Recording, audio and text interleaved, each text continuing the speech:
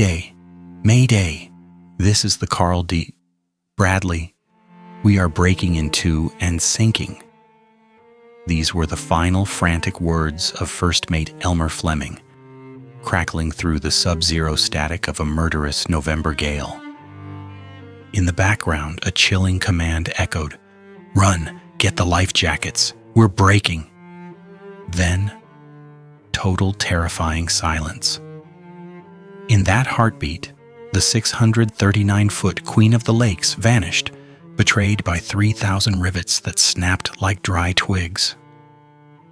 Was this truly the wrath of the Great Lakes, or a cold betrayal by those who sent a rusting titan into the abyss? Today, we don't just tell a story. We dive into the frozen shadows of Lake Michigan to confront a dark corporate secret. I invite you to stay with me until the very end, because the most shocking piece of the puzzle lies deep on the lake bed. A discovery that finally silenced the lies and revealed the brutal truth of what happened when the Queen lost her crown.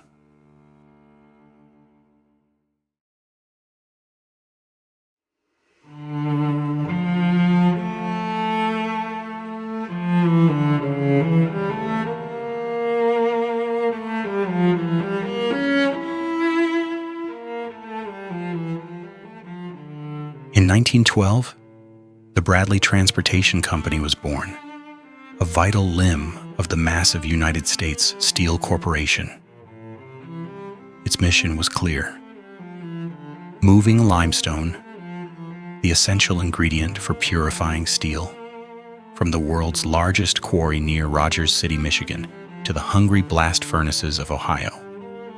This lucrative necessity demanded a flagship that radiated power.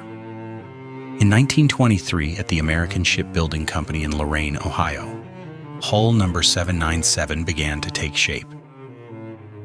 When she was launched on April 9, 1927, christened not with champagne but with calcite water from the Rogers City Quarry by Emma Bradley, she was a marvel. At 639 feet long and powered by a staggering 4,800 shaft horsepower turbo-electric drive, the SS Carl D. Bradley was twice as powerful as her peers. She was officially and undeniably the Queen of the Lakes. For 22 years, she reigned supreme. Most of her crew hailed from Rogers City, treating the ship not just as a workplace, but as a local legend. Her early career was a testament to American industrial might. In 1929, she shattered records by carrying over 18,000 tons of limestone in a single trip. Because of her sheer mass, she often served as a seasonal icebreaker, carving a path through the Straits of Mackinac to open the lakes for smaller vessels. The Bradley was celebrated, recognizable, and seemingly invincible. Even when the Wilfred Sykes surpassed her length in 1949, ending her official reign, the Bradley remained a vital, bustling workhorse of the U.S. Steel Fleet. For 3 decades, she was the pride of the shoreline, a symbol of stability. By the late 1950s, the Carl D. Bradley appeared to be a paragon of maritime excellence. On April 14, 1958, the Bradley Transportation Company celebrated a milestone that, on paper, was breathtaking. 1,000 days across their entire fleet, without a single injury, resulting in lost man-hours. Since the company's founding in 1912, they had never lost a vessel. But statistics can be a dangerous veil. Beneath these impressive numbers lay a growing culture of complacency, a deadly assumption that because disaster hadn't happened yet, it never would. The Bradley was the company's flagship, and she was treated as such, always sporting a fresh coat of paint to keep her looking pristine. But that paint served as a mask for a rapidly aging freighter, pushed to her absolute limits. The reality began to surface on April 3, 1956, when she collided with the MV White Rose on the St. Clair River. While the incident seemed minor, the subsequent dry docking in Chicago in May 1957 revealed a terrifying truth. Several hairline fractures, some stretching up to 6 feet long, were discovered in her underbody amidship. These sections were cropped out and replaced, but no formal inspection followed. The Coast Guard deemed the patches satisfactory only while the work was in progress, leaving her long-term integrity a question mark. The warnings didn't stop there. In the spring of 1958, while leaving Cedarville, Michigan, the Bradley touched bottom, damaging her number 1 water bottom. The company deemed repairs unnecessary. Then, in early November 1958, she struck bottom again at Cedarville, causing a 14-inch transverse fracture. This time, repairs were made while she was afloat by a maintenance team in Calcite, Michigan. Yet these incidents were never reported to the Coast Guard or Lloyd's Register. On October 30th, 1958, the Bradley underwent one final safety inspection. She passed her fire and boat drills to the inspector's satisfaction. Officially, she was seaworthy, but the owners knew better. They had already authorized an extensive $800,000 overhaul of her cargo holds and bulkheads to be carried out after the seasons. And her crew knew it too. They spent their days scooping shattered rivets into buckets, joking that their ship was held together by nothing but rust. They heard the hull groan. They felt the metal twist. But the Queen sailed on, a victim of the very pride that had built her, heading toward a November gale that would finally demand the truth.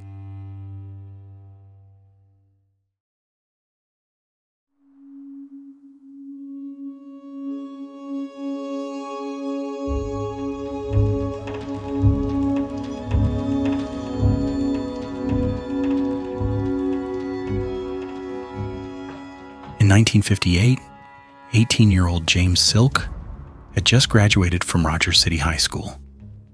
He was a popular kid, a basketball and tennis player with a bright future. Jimmy wanted to go to college, but the money wasn't there. So, like the generations of men in his family before him, he looked to the lakes. He joined the crew of the Carl D. Bradley as a porter, replacing a man who had recently left. His father was thrilled, knowing Jimmy would be under the command of Captain Roland Bryan, a man he respected deeply. Before Jimmy left, his girlfriend Geraldine gave him a suitcase, a graduation gift for a young man who had never ventured far from home. He figured he would sail for a year or two, save his money, and then start the next chapter of his life. He didn't know he was stepping into a story that would never have an ending.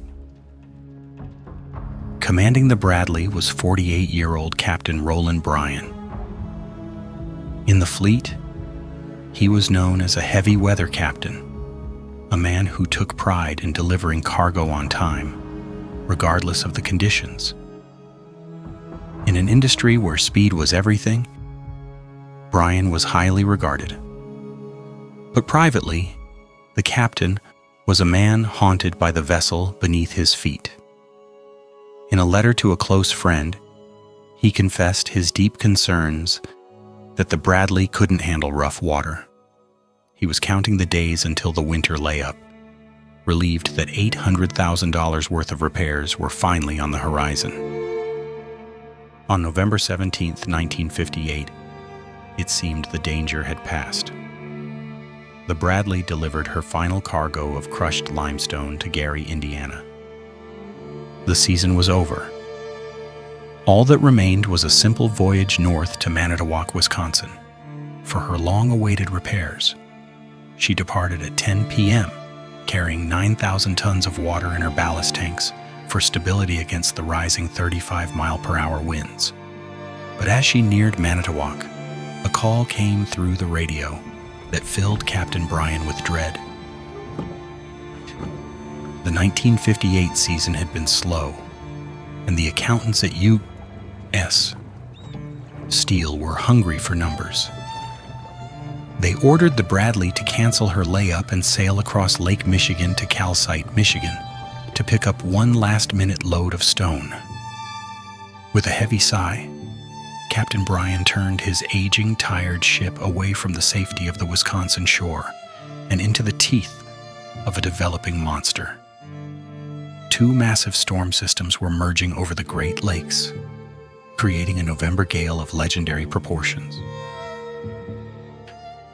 Despite the worsening conditions, the mood on board remained routine, almost cheerful.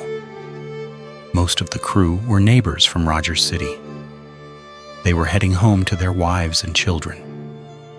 Frank Mays, a 26-year-old deck watchman with 3 young sons, was among them. He had joined the Bradley just a month prior, seeing it as a stable way to provide for his family.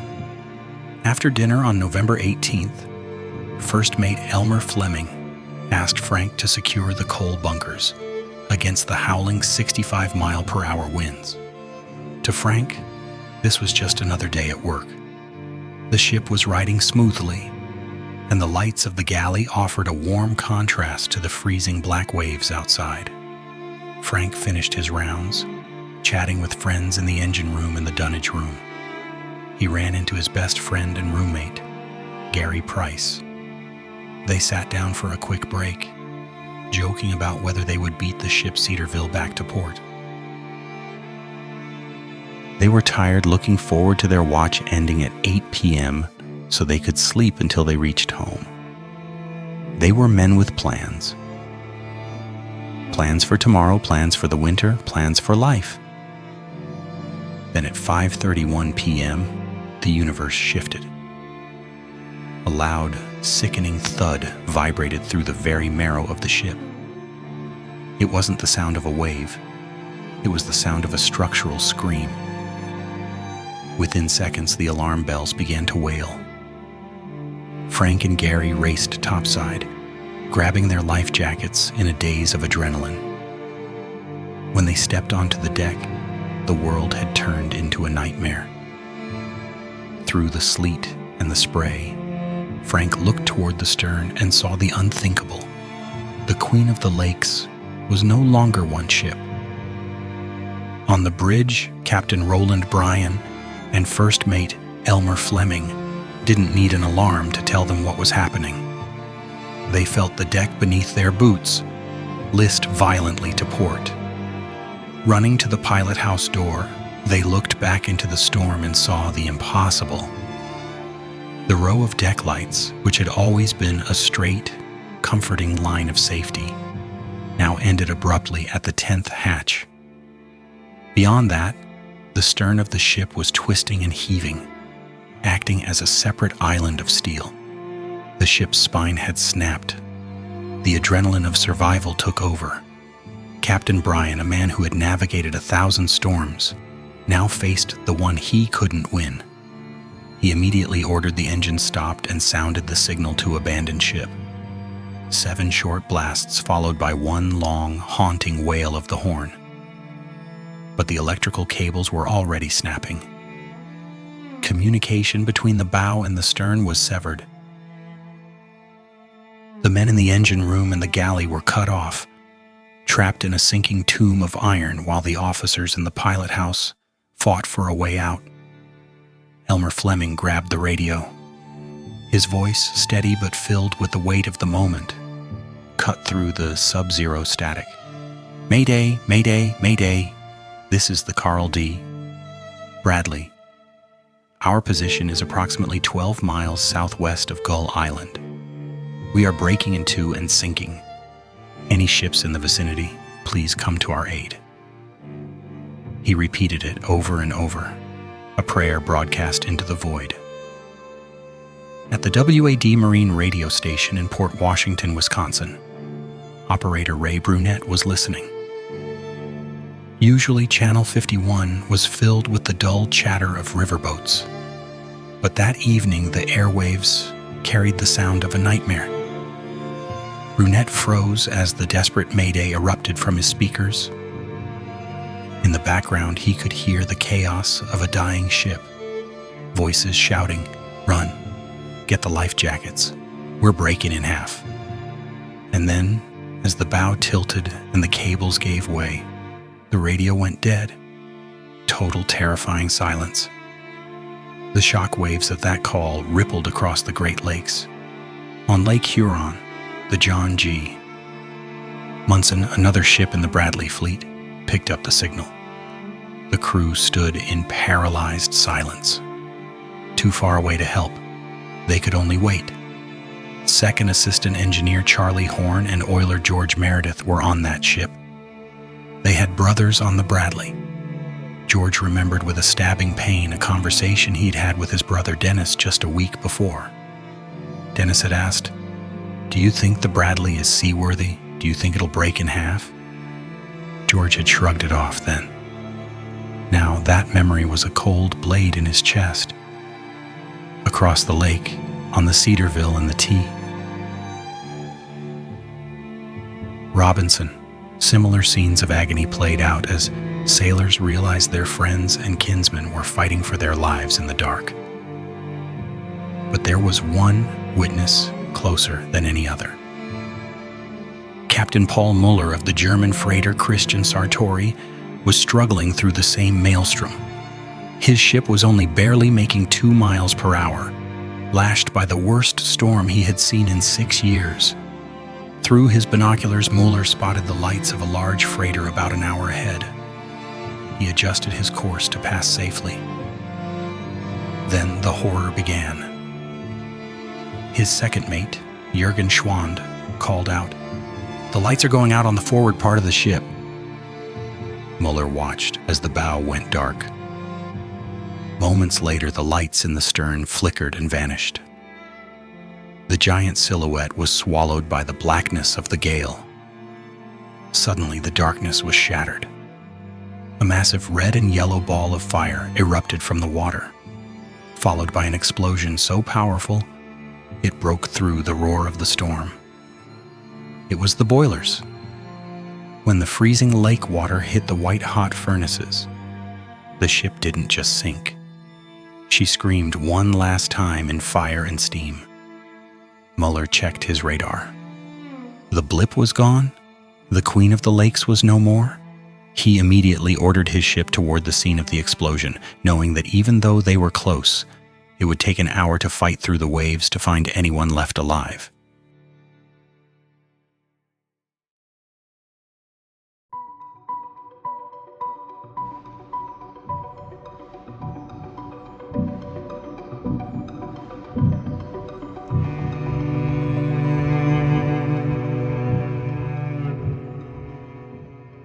When the hull of the SS Carl D. Bradley finally surrendered to the crushing weight of Lake Michigan. At the stern, the situation was a chaotic descent into hell. As the deck lights flickered out, plunging the world into pitch blackness, Hardy Felix, Al Bamer, and Pete Horn found themselves trapped in a desperate race against time. They scrambled toward the two 25-person lifeboats, but the Bradley was dying faster than they could save themselves. The stern was listing so sharply that one lifeboat was rendered completely inaccessible. They swung axes at the heavy steel cables of the second boat, the sparks flying in the dark, but the cables held firm. Suddenly, the freezing lake water breached the white-hot engine rooms. A massive explosion of steam and fire erupted through the funnel, a violent final gasp as the stern took a vertical plunge. In seconds, the entire aft section vanished, likely pulling the engine and galley crews down into the iron belly of the beast. There were no lifeboats launched. There was only the cold, rising tide. Near the capsizing bow, Frank Mays was fighting a solitary nightmare. As the ship toppled, He worked with frantic, numbing fingers to untie the single tiny pontoon-style life raft, an 8 by 10-foot wooden platform lashed to orange barrels. He didn't finish. The bow lurched, and the sub-zero water hit him like a physical blow from a sledgehammer. The impact dragged him deep into the black abyss, down where the pressure threatened to crush his lungs. For an eternity, there was only the muffled silence of the deep. Then the buoyancy of his cork life jacket took hold, shooting him back to the surface like a projectile. When Frank finally gasped for air, he surfaced into a massacre. The Bradley was gone. The water was a graveyard of floating debris and the fading cries of his shipmates. Through the freezing spray, he spotted the small raft bobbing in the swells. With every ounce of adrenaline left in his body, he swam through the ice-choked water and hauled himself onto the platform. He was soon joined by a ghost from the dark. First Mate Elmer Fleming resurfaced nearby, gasping for life. Fleming had no life jacket. He had made a suicidal dash back to his cabin in the total darkness to find one, only to be flung 20 feet into the air by the ship's final convulsion. He had managed to seize a life ring in the water and eventually scrambled onto the raft, shivering violently alongside Frank. They weren't alone for long. Gary Strzelecki, a deck watchman known for his physical strength and swimming ability, reached the raft next. But Gary was in the grip of a psychological storm. He screamed into the wind, desperate to dive back into the churning black water to find his brother-in-law, Ray Kowalski. The thought of facing his sister without her husband was more terrifying to him than the lake itself. It took the full weight of Fleming's rank and the raw desperation of a friend to hold Gary down and convince him that to dive back was to die. Finally, they pulled a fourth man from the surf, Dennis Meredith. Dennis had been asleep in his cabin when the hull snapped. He wore only a light sweater and pants, his feet bare and already turning blue. The three men huddled around him, using their own freezing bodies as a human shield to keep the spark of life flickering in his chest. Suddenly, a sliver of hope cut through the dark. The lights of the German freighter Christian Sartori were drawing near. Hope, fragile and blindingly bright, surged through the four survivors. Fleming reached into the raft's small supply chest and fumbled for a flare.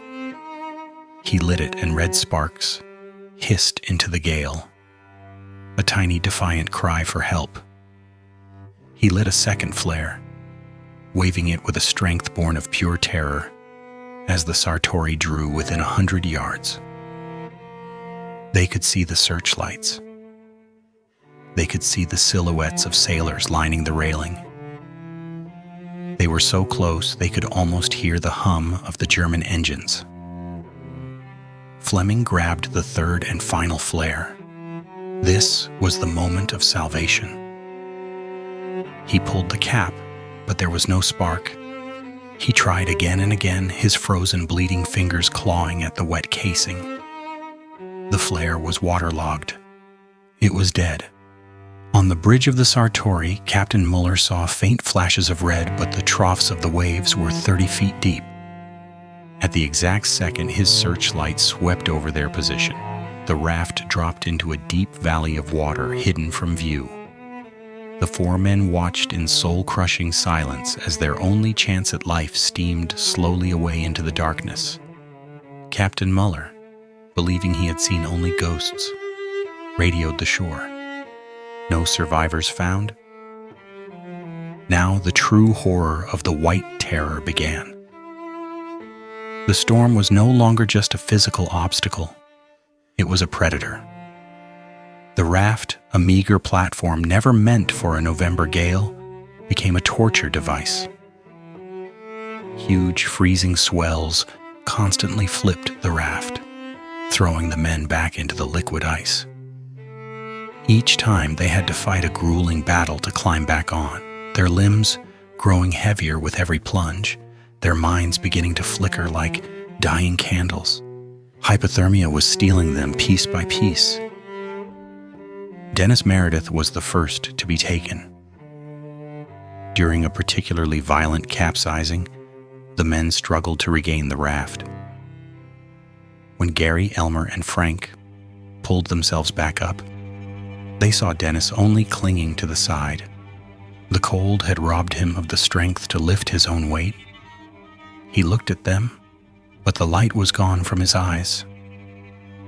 A few hours later, Fleming reached down to check on him and felt only the freezing water over Dennis's face. He was submerged. He pulled him up, but there was no breath. Dennis was gone.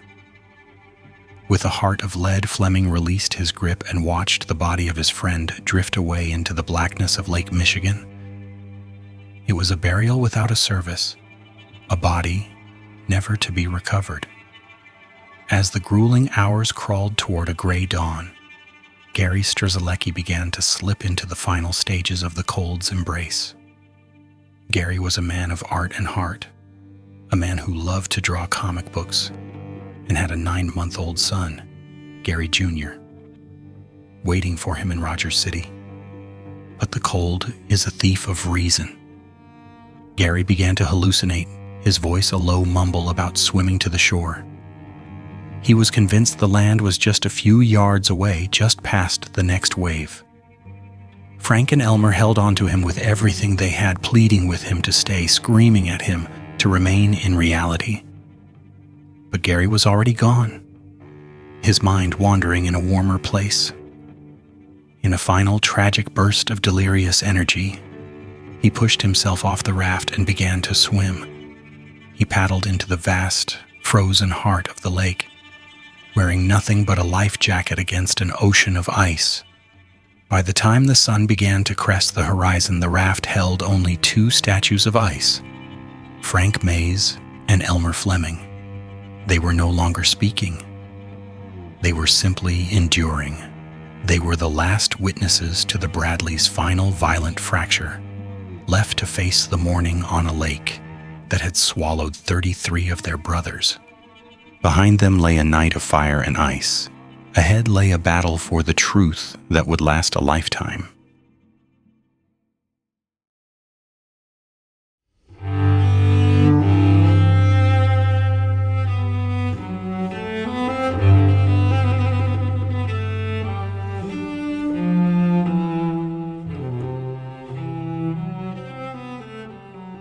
As the first gray light of dawn broke over the freezing crests of Lake Michigan, the world had already begun to mourn. At the Coast Guard station in Charlevoix, the air was thick with the scent of coffee and desperation. Captain Harold Muth and the crew of the 180-foot cutter Sundew had been battling the remnants of the gale since 10:40 p.m. the night before, their searchlights carving useless paths through the snow and spray. They had found nothing but splintered wood and the crushing, indifferent silence of the lake. Captain Muth knew the brutal mathematics of the Great Lakes. No man, even with a life jacket, was expected to survive 14 hours in sub-zero water.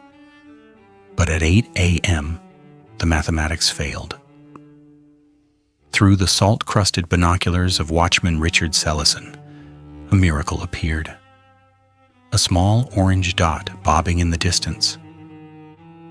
As the Sundew maneuvered alongside the wreckage, the crew stared in disbelief at 2 statues of ice, Frank Mays and Elmer Fleming, clinging to a battered wooden raft.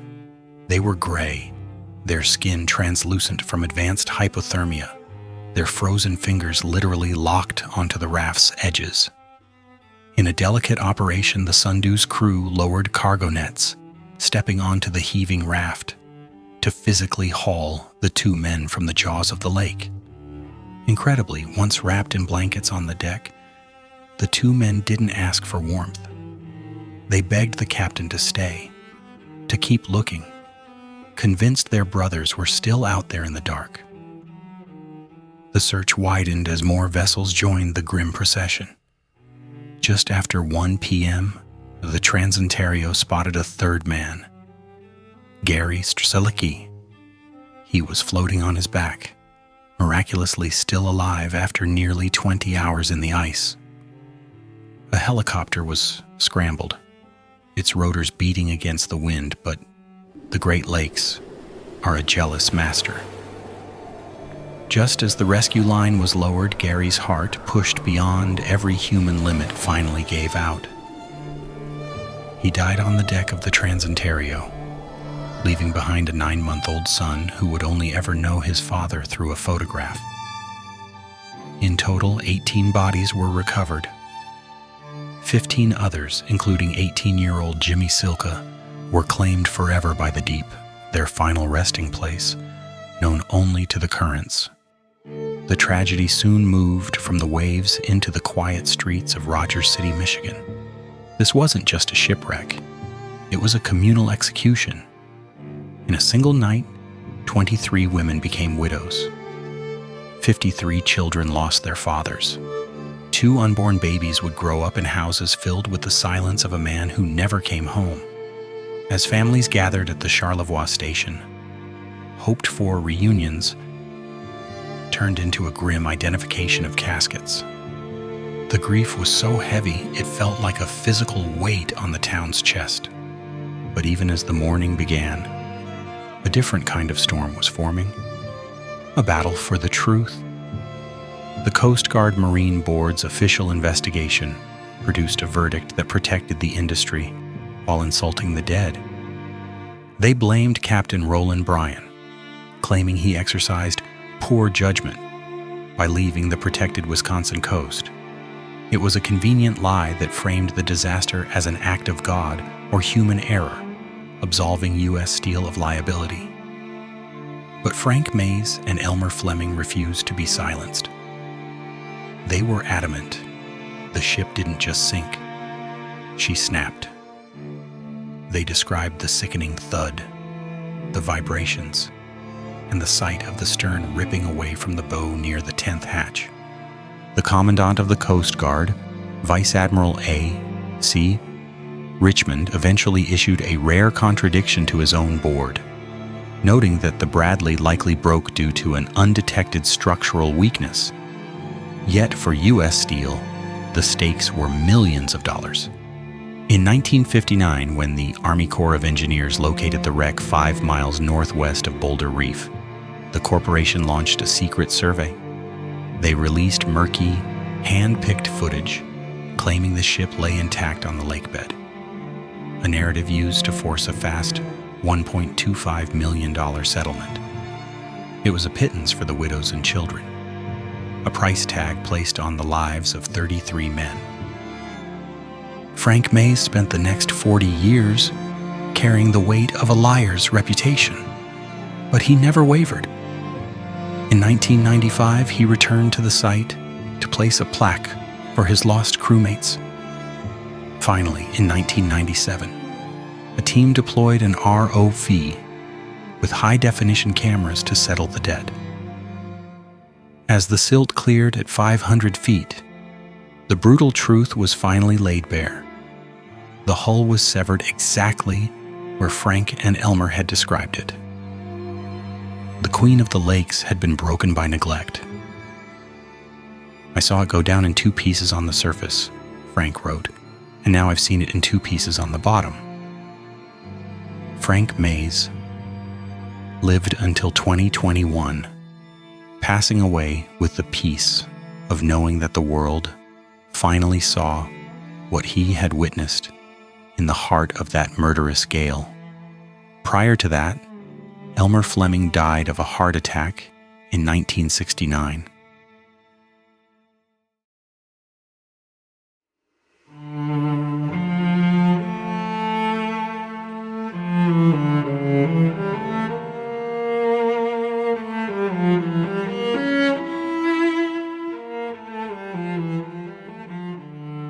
My dear friends, the story of the SS.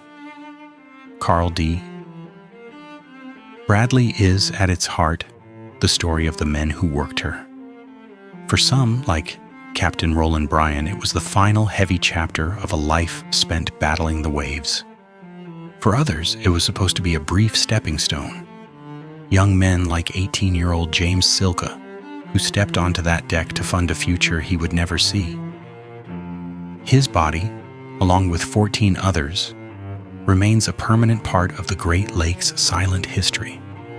When the Bradley snapped in two on that cold November night in 1958, the lives of these 33 men were treated as expendable, sacrificed at the altar of corporate speed and late-season profits. It would take another 2 decades and the haunting loss of the Edmund Fitzgerald before a true culture of safety finally became the standard on these inland seas. For over 100 years, countless lives were lost for no reason other than neglect, leaving thousands of holes in tight-knit communities like Rogers City. Towns that sent their sons out with prayers, only to receive them back in caskets, or not at all. Today, the Bradley lies in the darkness, a shattered monument to the cost of complacency. As we remember them, let us honor their labor and the heavy price they paid. Be nice to people, cherish the time you have, and never forget the men who rest beneath the freezing waves of Lake Michigan. I want to thank you for walking this haunting journey with me to the very end. If you have your own stories, legends, or family history tied to the mysterious Great Lakes, please share them in the comments below. Your voices keep these memories alive. And if this story moved you, I invite you to like, share, and follow for more deep dives into our maritime past. Your support allows me to keep telling the truths that were once buried in the deep. Thank you for listening. Be safe, and I will see you in our next journey across the waves on this channel.